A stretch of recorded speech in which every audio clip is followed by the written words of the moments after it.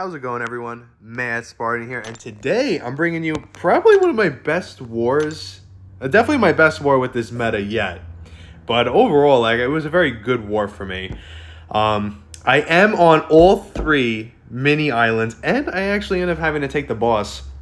But that's for later. We are up against Old Driver. We are in Masters, which is a pretty big thing, and just like foreshadowing a little bit, we do end up winning this war. So we are even deeper into Masters now, so it's definitely really good. I brought Titania, Sandman, and a white mag. I needed the white mag for the Silk mini and also the boss for the person who was originally taking it. But first up, we do have a Killmonger, which if you guys watched my last video, I did die to him, but I needed that redemption. I'm telling you, it's a good idea to use Titania on him. I do it all the time. So I needed this little redemption to make me feel better.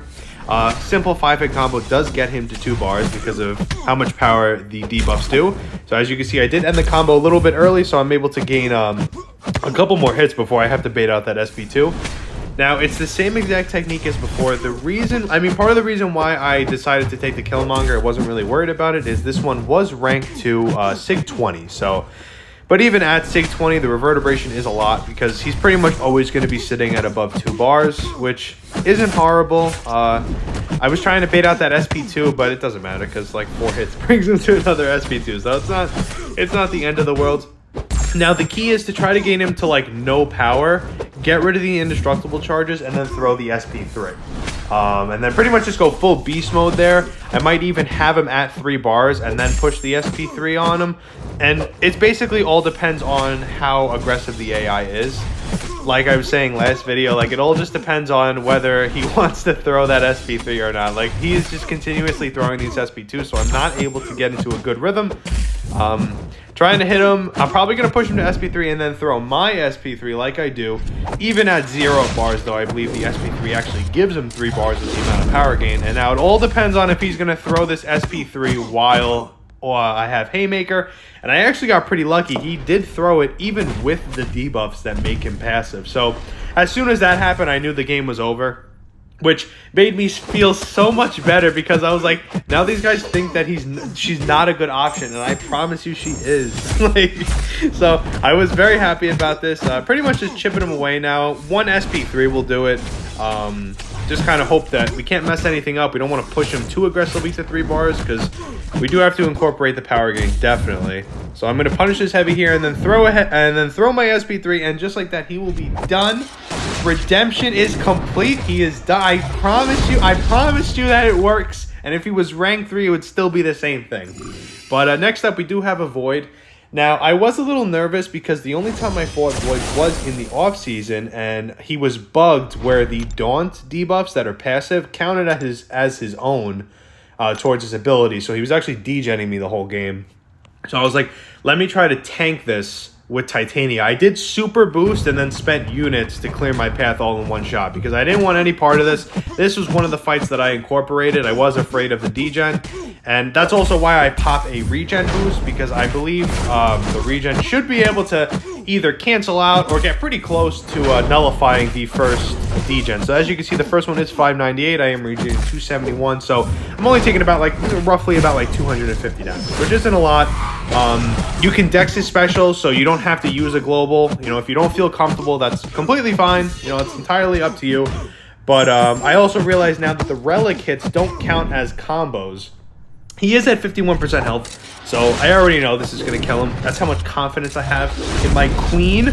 So she's going to basically just do her hit. I do have to incorporate more throwing the heavy into the SP3. And just like that, that's why I did a 5-hit combo and a double medium while the debuffs are still up, so he won't throw anything. And then a 5-hit combo to close it out. I think that even gives you a bar, which is pretty big. And then next up, they put a Mangog on the node that when you knock him down, you gain a Fury. And that's pretty much it. I actually killed the Void so fast that I was able to use the combat regen boost. And same thing, it's just baiting SP1s. As I was going into it, I realized I probably should have went with the Indestructible, but I only had 1. And I was specifically saving it for the Hazard Shift Titania. Now, I was given the Hazard Shift Titania fight. I was a little nervous about it because the only person that could remotely take it is Sandman, which I know you guys love, but Sandman unfortunately is only rank 4. Because the only fight that I need him for is the Thing fight, where he can just reverse regen. He can be rank 1 and just reverse the regen. It's not that big of a deal. So the rank up was not necessary, so that's why I rank 2'd my Joe Fix-It for defense. So when I was told that I would probably have to take the Titania on Hazard Shift, I had to ascend him.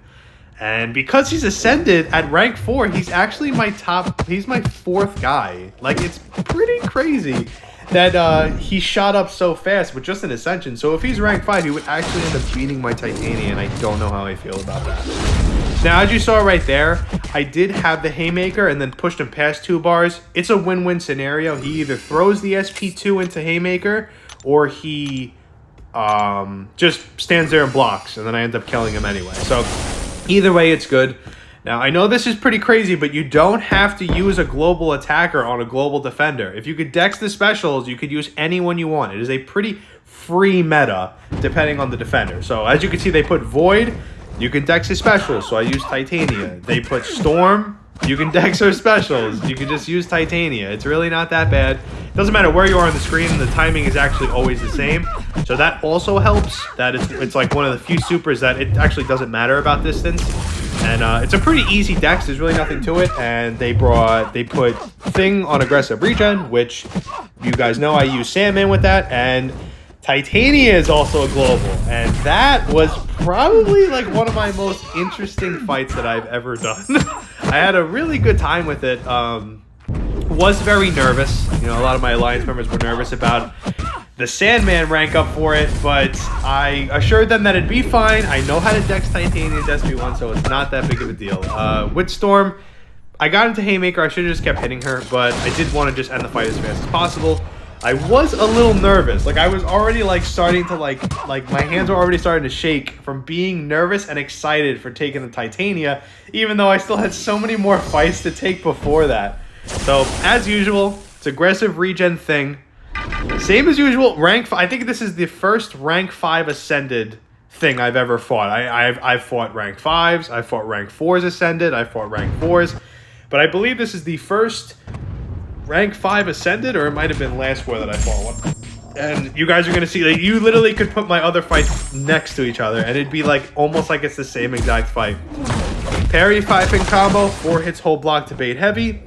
Then I hit him 3 times to gain the 12, and I do medium, light, medium, and that gives him just 2 bars. We're going to dex it. Now, my game was lagging when this was happening, so I was a little nervous, specifically about the Sauron fight, because of how weird his animations are, especially on his SP1.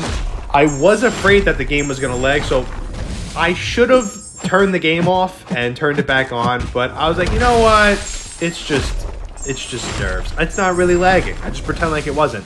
Now, I had to count it, but I learned that Sandman's SP1 is 4 hits. So you can, add 11 rock stacks, throw the SP1. It keeps, the SP1 is probably the most important thing. Not only does it reverse the regen, it actually keeps you in his face. So on top of reversing the regen, you actually let him gain about 1 to 2 regen stacks. So overall, it is an amazing super. As you can see, he's just melting. I'm going to throw the relic here just to stun him a little bit, and just like that, he is done. And I was very happy that I found an excuse to ascend Sandman. I don't know, I would like to rank 5 him one day, but it would be strictly like a fun rank up. I don't really know any other purpose that he has, but maybe after this war, maybe he could find another use. Next up is a Sauron. You guys have seen me take this fight a million times already. It's basically just the fight that I use Titania on. It's pretty simple, especially since depending on your distance, like if you're not immediately in Sauron's face, you can actually so with the global, when he throws a special and you get rooted, sometimes you do get clipped, like dash back into attack, because of you don't know when the super's gonna throw, so you have to like mistime it and dash back. But the good thing with Sauron is his first hit, you have to be basically like right in his face to get hit with it. So you can actually always play it safe by dashing back, and you actually can't get like dash back into attack because of how much the distance is between just one dash back and the SP1 activation. So it's pretty much always safe for you to constantly keep dashing back and then get into it in the middle of the SP1, because you have plenty of time between the first hit and the second hit to be able to dash back. Like, as you can see, he screams at you, and then he lifts up. So you have plenty of time to do anything you want. I am going to be holding on to the SP3 for when I think he's going to die from it. Now, pretty much the fight is complete control. We don't want him to throw the SP2 because that's basically a death sentence. I don't believe I'm running an indestructible on this because, like I said, I only had one, and I was really saving it for the Titania on hazard shift. It was like the only fight that I was like sort of nervous about. I didn't want to take it. I haven't had too much practice with Titania SP1's decks. I fought her 2 times in the off season, and it went well. Don't get me wrong. I used Titania on her, and it didn't go bad. I did die both times, so like that automatically means I have no confidence. But I really believed I could do it, especially with Sandman, because this guy's dancing. Like, it's crazy. This guy's just dancing around these guys, and just like that, the Sauron's dead with no damage taken, and now we have the big fight. Titania, Conflictor, Shock and Bleed had to fully heal the Sandman. They threw me that idea of taking it, and I said, I guess I could take it with Sandman. He can stop the Conflictor. He's immune to both debuffs, but I will for sure have to ascend him. You're spending almost the entire fight baiting SP1s, so it is very crucial that you have a high damaging source, because if you waste too much time baiting SP1s, you're going to time out from that. So we do have to incorporate Haymaker. There's a lot in this fight to watch. The big thing is you don't want to get caught in the corner with Haymaker. I am using my indestructible on this. Now, in my head, I'm like, my war's over after this. So first SP1 comes. It's not a hard dex. But as I was saying with Sauron, if you preemptively dash back, like in hopes of just dashing back and gaining distance, you actually will get clipped by the SP1 because she does jump forward. It is not like Sauron's where just a little bit of distance is enough to clear you out. Now, in my head, I did have an indestructible, so basically I have one failsafe, and I make the stupidest decision here. I do throw the heavy for damage, and then I was hoping to bait out the Haymaker, because they always throw heavy when they're in the root, and I actually end up getting hit twice. In case you didn't clear that, I got hit once when I was unstable when she had Haymaker, and then I tried to dash back to Dex ahead, and she caught me with her light. So there's 2 versions of my indestructible gone. So I only have one left, so in my head I'm like, alright, well, I can't mess up a dex of 1 SP1. I mean, I guess I could, but no one wants that. And she ends up hitting me, which hits me and puts me in the corner with Haymaker. So now, like, I'm struggling. So I throw the Relic here, end up baiting heavies, hit her with a light to throw the, to immediately cancel into SP2. I was hoping to hit her with it, but actually, either way, it was fine because the SP2 not only inflicts debuffs to block, he still moves the distance that he wants to go with the SP2. It's one of the few characters in the game that when you block his special, he still moves the distance that he wants. It's not like you can reduce the distance. So we actually got pretty lucky with the matchup here. Baiting the SP1, constantly dexing it. There's really nothing to it. I do throw the SP1 here in hopes to get big burst, but I do miss the unstable mark. It's not a big deal. We're pretty much just prioritizing the unstables from the SP2 and the petrifies from the SP1. Now, I can't really look because I'm too busy like narrating it and just watching the fight itself because I'm just so amazed about how good I did on this fight. That a lot of times there's like little to no conflictor power gain. I don't really understand why that happens, but it does. So as you can see, like I'm gonna end up throwing the SP1 at one point, and she gains no meter, but you can see that Conflictor takes away something. So maybe Conflictor's bugged, and I'm just thinking too much into it. But overall, we're not doing bad here. I am stuck in the corner, so I'm debating in my head: do I throw the SP2 to gain distance, or do I hold the SP3 and make it so that if I do get stuck in the corner, I'm able to get out? But I do choose the SP2 because it literally gives you half of the screen. Like, you literally go back to in the neutral zone. So it is definitely an amazing super. With the decelerate, she's not unstoppable anymore. So in essence, I could be hitting her when she has Haymaker. It's overall a great matchup. Just pretty much just taking our time here. Definitely don't want her to get to throw the SP2. We also have no indestructibles, so we don't want that at all. And as you can see, like, even when she's not hitting me with the SP1, like before when she threw it at like such a big distance, I'm still dexing as if I'm dexing those hits. You have to maintain that pattern. It's not one of those things where, okay, well, she's too far to hit me with the first and second hit, so I'll stand still and then start dexing when she's close. you have to maintain the pattern because it's basically just like second nature at that point. And we do end it off with 2 heavies, and just like that, Sandman killed a big mini there, and it was crazy. And then I thought my war was done, but my war was not done. Someone was supposed to take the boss. Unfortunately, it just didn't go well with the AI, and they died once. They did not want to, by chance, give up more deaths. So they were kind of going around asking who could take it. They added me. Unfortunately, I was trying to hide. Didn't want any part of this. I didn't want any unnecessary deaths, but I was like, screw it. I'll take it. I do light boost because the war was already won, and I do pop a regen boost. Now, I'm not going to pretend like I did it on purpose. I had no indestructible boosts. So I was like, you know what? Let me pop a regen. It negates some of the neuro shocks, and also, you know, it's always nice to, you know, look back at your health like 40 seconds into the fight and you're still at 100. So the key with Onslaught is anyone can beat Onslaught. You just have to know the dexing on the SP1. And depending on the distance, you actually can punish his SP1.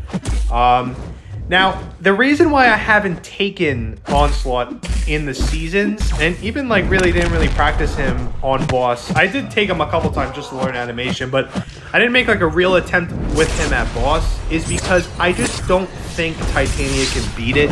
I just don't think she can take a full, maybe a rank 5 Ascended, but I don't think she can take a rank 3 Onslaught. I just think it's too much health. I am petrified of the resistances that come on boss node. I just feel like eventually you're gonna be doing no damage. And I know the longer the fight goes, the more regen, the more resistances he gets, and overall it's just a mess.